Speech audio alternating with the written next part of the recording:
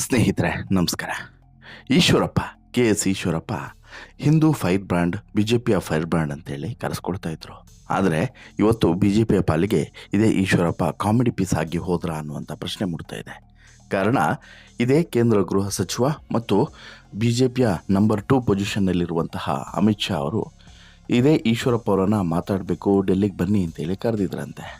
ಮೊನ್ನೆ ಮಂಗಳವಾರ ಬೆಂಗಳೂರಿಗೆ ಬಂದಿದ್ದಂಥ ಅಮಿತ್ ಶಾ ಕಾಲ್ ಮಾಡಿ ಈಶ್ವರಪ್ಪ ಅವರನ್ನು ಸಂಪರ್ಕಿಸಿ ಬುಧವಾರ ದೆಹಲಿಗೆ ಬನ್ನಿ ಅಂತೇಳಿ ಸೂಚನೆಯನ್ನು ಕೊಟ್ಟಿದ್ದರಂತೆ.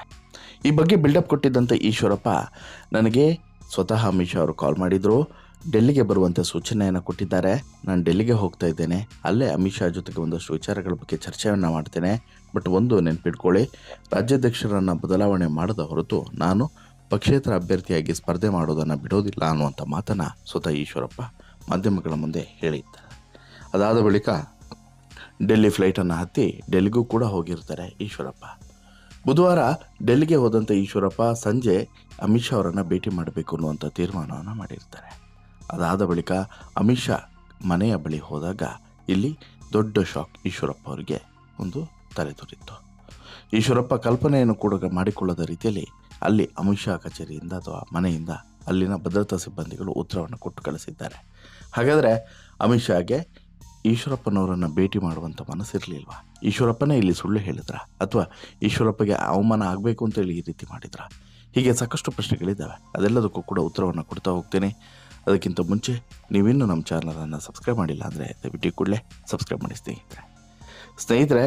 ನಾನು ಈಗಾಗಲೇ ಹೇಳಿದಂತೆ ಬೆಂಗಳೂರಿಗೆ ಬಂದಿದ್ದಂಥ ಅಮಿತ್ ಶಾ ಕಾಲ್ ಮಾಡಿ ಈಶ್ವರಪ್ಪ ಅವರನ್ನು ಡೆಲ್ಲಿಗೆ ಬರುವಂಥ ಸೂಚನೆಯನ್ನು ಕೊಟ್ಟಿದ್ದಂತೆ. ಈ ಹಿನ್ನೆಲೆಯಲ್ಲಿ ಬುಧವಾರ ರಾತ್ರಿ ದೆಹಲಿಗೆ ಹೋಗಿದ್ದಂಥ ಈಶ್ವರಪ್ಪ ಅಲ್ಲಿ ಹೋದ ಬಳಿಕ ನಿಮ್ಮ ಭೇಟಿಯ ಕಾರ್ಯಕ್ರಮ ಯಾವುದೂ ಇಲ್ಲ, ನೀವು ವಾಪಸ್ ಹೋಗ್ಬೋದು ಅಂತ ಹೇಳ್ಬಿಟ್ಟು ಅಮಿತ್ ಶಾ ಅವರ ಕಚೇರಿಯ ಸಂದೇಶ ಈಶ್ವರಪ್ಪ ಅವರಿಗೆ ತಲುಪಿದೆ. ಹೀಗಾಗಿ ಬಂದ ದಾರಿಗೆ ಸುಂಕ ಇಲ್ಲ ಅನ್ನೋ ರೀತಿಯಲ್ಲಿ ಈಶ್ವರಪ್ಪ ಗುರುವಾರ ಬೆಳಗ್ಗೆ ವಾಪಸ್ಸಾಗಿದ್ದಾರೆ. ಅಲ್ಲಿಗೆ ಈಶ್ವರಪ್ಪಗೆ ದೊಡ್ಡ ಅವಮಾನವೇ ಆಗಿದೆ. ಕಾರಣ ಶಿವಮೊಗ್ಗ ಲೋಕಸಭಾ ಕ್ಷೇತ್ರದಿಂದ ಮಾಜಿ ಉಪಮುಖ್ಯಮಂತ್ರಿ ಕೆ.ಎಸ್. ಈಶ್ವರಪ್ಪ ಅವರು ಬಿಜೆಪಿಯ ಬಂಡಾಯ ಅಭ್ಯರ್ಥಿಯಾಗಿ ಸ್ಪರ್ಧಿಸಿರೋದು ಬಹುತೇಕ ನಿಶ್ಚಿತ ಆಗಿದೆ. ಮಾತುಕತೆಯ ಸಲುವಾಗಿ ದೆಹಲಿಗೆ ಬರುವಂತೆ ಆಹ್ವಾನಿಸಿದಂಥ ಕೇಂದ್ರ ಗೃಹ ಸಚಿವ ಅಮಿತ್ ಶಾ ಅವರು ಕರೆಯ ಮೇರೆಗೆ ತೆರಳಿದ್ದಂಥ ಈಶ್ವರಪ್ಪ ಅವರಿಗೆ ನಿರಾಸೆಯಾಗಿದೆ. ದೆಹಲಿ ತಲುಪಿದ ಬಳಿಕ ಭೇಟಿ ಕಾರ್ಯಕ್ರಮ ರದ್ದಾಗಿದೆ ಅನ್ನುವಂಥ ಮಾಹಿತಿ ಅಮಿತ್ ಶಾ ಅವರ ಕಚೇರಿಯಿಂದ ಅವರ ಭದ್ರತಾ ಸಿಬ್ಬಂದಿಗಳಿಂದ ಬಂದಿದೆ. ಮಂಗಳವಾರ ಬೆಂಗಳೂರಿಗೆ ಬಂದಿದ್ದಂಥ ಅಮಿತ್ ಶಾ ಅವರು ಈಶ್ವರಪ್ಪನವರನ್ನು ಸಂಪರ್ಕಿಸಿ ಬರೋಕ್ಕೆ ಹೇಳಿದ್ರಂತೆ. ಇದನ್ನು ಸ್ವತಃ ಈಶ್ವರಪ್ಪ ಅವರೇ ಮಾಧ್ಯಮದ ಮುಂದೆ ಬಂದು ಹೇಳ್ಕೊಂಡಿದ್ರು ಕೂಡ. ಈ ಬಗ್ಗೆ ಸ್ಪಷ್ಟನೆಯನ್ನು ಕೊಟ್ಟಿರುವಂತಹ ಈಶ್ವರಪ್ಪ, ಅಮಿತ್ ಶಾ ಅವರ ಸೂಚನೆಯಂತೆ ನಾನು ದೆಹಲಿಗೆ ಬಂದೆ, ಇಲ್ಲಿಗೆ ಬಂದ ಬಳಿಕ ಅವರು ಸಿಗಲ್ಲ ಅನ್ನುವಂಥ ಮಾಹಿತಿ ಗೃಹ ಸಚಿವರ ಕಚೇರಿಯಿಂದ ಬಂತು. ಹಾಗಿದ್ದರೆ ನಾನು ಬೆಂಗಳೂರಿಗೆ ಹೊರಡಲ್ಲ ಅಂತೇಳಿ ಕೇಳಿದೆ. ಸರಿ, ಹೊರಡಿ ಅಂತೇನು ಕೂಡ ಉತ್ತರ ಕೊಟ್ಟರು. ಇದರ ಅರ್ಥ ಈಶ್ವರಪ್ಪ ಬಂಡಾಯ ಅಭ್ಯರ್ಥಿಯಾಗಿ ನಿಲ್ಲಲಿ ಅನ್ನೋದು ಅಮಿತ್ ಶಾ ಅಪೇಕ್ಷೆ ಇದ್ದಂತಿದೆ. ನಾನು ಬಂಡಾಯ ಅಭ್ಯರ್ಥಿಯಾಗಿ ನಿಂತು ಪ್ರಧಾನಿ ಮೋದಿ ಮತ್ತು ಅಮಿತ್ ಶಾ ಅವರ ಆಶೀರ್ವಾದವನ್ನು ಪಡೆದು ಎಲ್ಲರ ಸಹಕಾರದಿಂದ ಗೆದ್ದೇ ಗೆಲ್ತೇನೆ, ಗೆದ್ದ ನಂತರ ಮೋದಿ ಕೈಯನ್ನು ಬಲಪಡಿಸ್ತೀನಿ ಎನ್ನುವಂಥ ಸ್ಟೇಟ್ಮೆಂಟನ್ನು ಕೊಟ್ಟರು.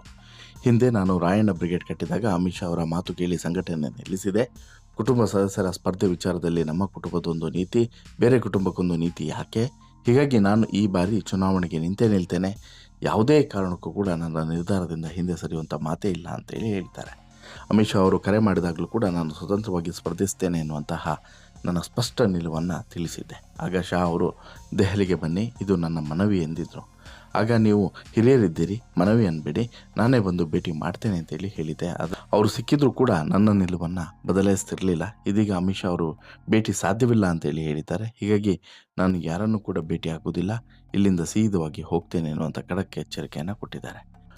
ಹಾಗಾದರೆ ಅಮಿತ್ ಶಾ ಯಾಕೆ ಹೀಗೆ ಮಾಡಿದ್ರು? ದೆಹಲಿಗೆ ಬನ್ನಿ ಅಂತೇಳಿ ಕಾಲ್ ಮಾಡಿ ಹೇಳಿ ಆಹ್ವಾನವನ್ನು ಕೊಟ್ಟು ಕೆ.ಎಸ್. ಈಶ್ವರಪ್ಪ ಅವರನ್ನು ಭೇಟಿ ಮಾಡದೆ ಇರೋದಕ್ಕೆ ಕಾರಣ ಏನು ಅಂತೇಳಿ ಹುಡುಕ್ತಾ ಹೋದಾಗ ಇದಕ್ಕೆ ಕಾರಣ ಬಹಿರಂಗ ಹೇಳಿಕೆ ಅಂತಲೇ ಗೊತ್ತಾಗ್ತಿದೆ. ಹೌದು, ಕೇಂದ್ರದ ಗೃಹ ಸಚಿವ ಅಮಿತ್ ಶಾ ಅವರು ಬೇಸರಗೊಂಡಿದ್ದಾರೆ ಈಶ್ವರಪ್ಪನವರ ಬಹಿರಂಗ ಹೇಳಿಕೆಯಿಂದ. ಈ ಕಾರಣಕ್ಕಾಗಿ ಈಶ್ವರಪ್ಪ ಅವರು ಬುಧವಾರ ರಾತ್ರಿ ಇಲ್ಲಿ ಅಮಿತ್ ಶಾ ಅವರನ್ನು ಭೇಟಿ ಮಾಡೋಕ್ಕೆ ಬಂದರೂ ಕೂಡ ಭೇಟಿ ಆಗಲಿಲ್ಲ ಅನ್ನುವಂಥ ವಿಚಾರವನ್ನು ಇಲ್ಲಿ ಕೆಲವರು ಚರ್ಚೆ ಮಾಡ್ತಾ ಇದ್ದಾರೆ. ಆದರೆ ಈಶ್ವರಪ್ಪ ಅವರು ಅಮಿತ್ ಶಾ ಅವರ ಜೊತೆಗಿನ ಮಾತುಕತೆಯನ್ನು ಶಿವಮೊಗ್ಗದಲ್ಲಿ ಪತ್ರಿಕಾಗೋಷ್ಠಿ ಮಾಡಿ ಬಹಿರಂಗಪಡಿಸಿದರು.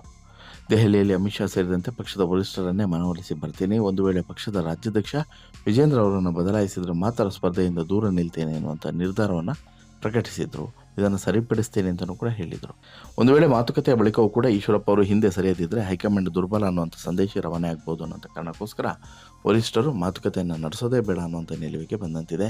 ಹೀಗಾಗಿ ಈಶ್ವರಪ್ಪ ಈಗ ಸ್ವತಂತ್ರವಾಗಿ ಸ್ಪರ್ಧೆ ಮಾಡಲೇಬೇಕಾದಂಥ ಅನಿವಾರ್ಯತೆ ಇದೆ. ಈ ಮೊದಲು ಈಶ್ವರಪ್ಪ ಸ್ವತಂತ್ರವಾಗಿ ಸ್ಪರ್ಧೆ ಮಾಡದೆ ಸ್ವಲ್ಪ ಜಾರಿಕೊಳ್ಳುವಂಥ ಯತ್ನವನ್ನು ಕೂಡ ಮಾಡೋಣ ಅಂತಿದ್ರೇನೋ ಈಶ್ವರಪ್ಪ ಅವರು ಎಲ್ಲಿ ಅಮಿತ್ ಶಾ ಅವರನ್ನು ಭೇಟಿ ಮಾಡಿದಾಗ. ಬಟ್ ಅಮಿತ್ ಶಾ ಅವರನ್ನು ಭೇಟಿ ಮಾಡಿ ಈ ರೀತಿ ಸಂದಿಗ್ಧತೆಯಲ್ಲಿ ಸಿಲುಕೋದು ಅಥವಾ ಈ ರೀತಿ ಚುನಾವಣೆಯಲ್ಲಿ ಸ್ಪರ್ಧೆ ಮಾಡಬಾರ್ದು ಅನ್ನೋಂಥ ಸಂದೇಶವನ್ನು ಕೊಡೋದು, ಆಮೇಲೆ ನಿಮಗೇನು ಬೇಕು ನಾನು ಅದರ ಆಶ್ವಾಸನೆಯನ್ನು ಕೊಡ್ತೀನಿ ಅಂತೇಳಿ ಹೇಳೋದು, ಈ ರೀತಿ ಮಾಡಿ ಕಟ್ಟಾಕುವಂಥ ಯತ್ನವನ್ನು ಮಾಡಿದ್ರು. ಬಟ್ ಆ ಮೂಲಕ ಇಲ್ಲಿ ಕಟ್ಟಾಕೋದಕ್ಕೆ ಅಸಾಧ್ಯ ಆಯಿತು.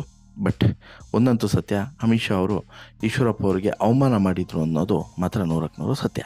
ನಿಮಗೇನು ಅನಿಸುತ್ತೆ ಸ್ನೇಹಿತರೆ, ಈಶ್ವರಪ್ಪನವ್ರನ್ನ ಈ ರೀತಿ ಭೇಟಿ ಮಾಡದೆ ಕಳಿಸಿರೋದ್ರ ಬಗ್ಗೆ ನಿಮ್ಮ ಅಭಿಪ್ರಾಯ ಏನು? ಜೊತೆಗೆ ಈ ಸ್ಟೋರಿ ಇಷ್ಟ ಆಯಿತು ಅಂತ ಹೇಳಿದ್ರೆ ಲೈಕ್ ಮಾಡಿ, ಶೇರ್ ಮಾಡಿ, ಚಾನಲ್ಗೆ ಸಬ್ಸ್ಕ್ರೈಬ್ ಆಗೋದನ್ನು ಮರಿಬೇಡಿ. ಧನ್ಯವಾದ.